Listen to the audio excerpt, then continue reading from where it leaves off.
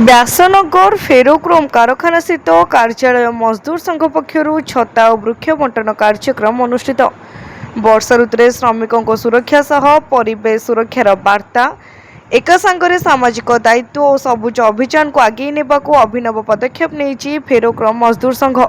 Ferrochrome मजदूर संघ पक्षर Vyasnagar ferrochrome कारखाना स्थित कार्यालय में वर्षा ऋतु को दृष्टि रखी श्रमिक मानक छता बंटन कर केवल सेतिक नुहे परिवेश को सबुज और स्वच्छ रखा उद्देश्य श्रमिक मानक मध्य वृक्ष चारा बंटन करने सहित विधायक आकाश दास नायक वृक्षरोपण करथिले। प्रत्येक श्रमिक गोटे गछ लगाई ताहार जत्न नेबाकू आह्वान करिसेंती। एही कार्यक्रम रे कोरे विधायक तथा फेरोक्रोम मजदूर संघर सभापति आकाश दास नायक जोगदे श्रमिक मानक छत्ता और चारा बंटन करथिले। श्रमिकों कल्याण सह परिवेश सुरक्षा दिगरे एभली पदक्षेप समाज पाई एक सकारात्मक वार्ता बोली से कहिथिले। एही कार्यक्रम रे संघर कार्यकारी सभापति जगबंधु पंडा, संपादक जन्मयज राउत, उपदेष्टा प्रीतिरंजन साहू और प्रियव्रत साहू समेत समस्त सदस्य उपस्थित थिले।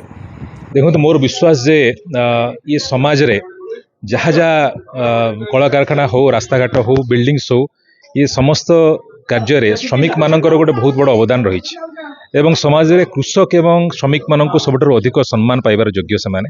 तेणु आज फेरोक्रोम मजदूर संघ तरफ आमे सबू श्रमिक भाई भौणी मानक सम्मान सूचक भाव में से उपढौकन एवं छत्ता एवं वृक्ष बंटन कार्यक्रम करूँ। ये कार्यक्रम आगामी दिन में जारी रहिबो एवं फेरोक्रोम को मध्य आगामी दिन में आहु कि भाव में क्रियाशील कर लाभदायक कर दिगरे उद्यम चली।